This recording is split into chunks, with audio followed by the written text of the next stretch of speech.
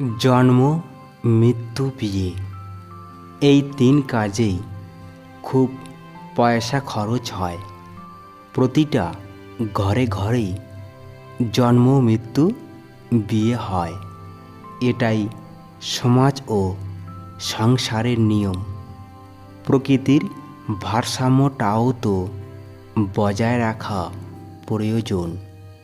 জন্মের অনেক বছর পর বিয়ে, বিয়ের অনেক বছর পর মৃত্যু।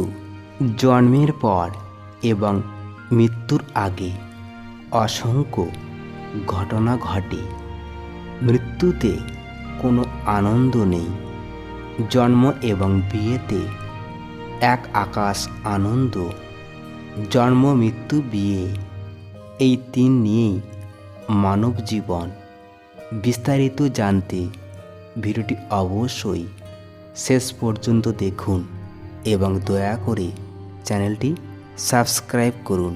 কার কখন কোথায় জন্ম হবে বলা যায় না। কে কার পেটের সন্তান হয়ে বেরোবে সেটাও বোঝা যায় না। কার কিসের জন্য জন্ম কেউ কি জানে? কে কার জন্য জন্মেছে?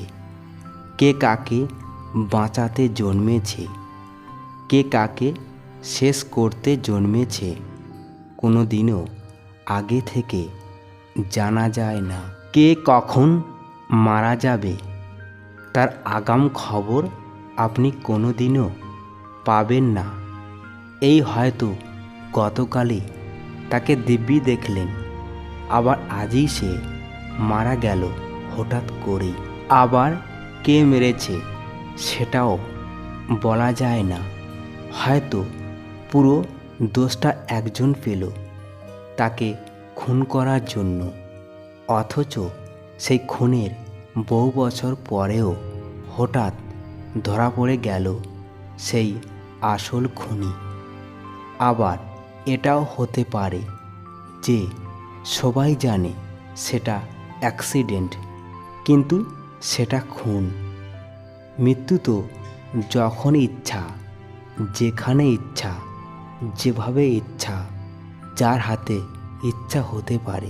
দেবাদিদেব মহাদেব শ্রী বিষ্ণু ও প্রজাপতি ব্রহ্মা পুরাণ মতে সামাজিক সংস্কার রীতি মেনে একটি পূর্ণবয়স্ক যুবক 21 বছর ও যুবতী 18 বছর বয়সে বিবাহ বন্ধনে আবদ্ধ হন।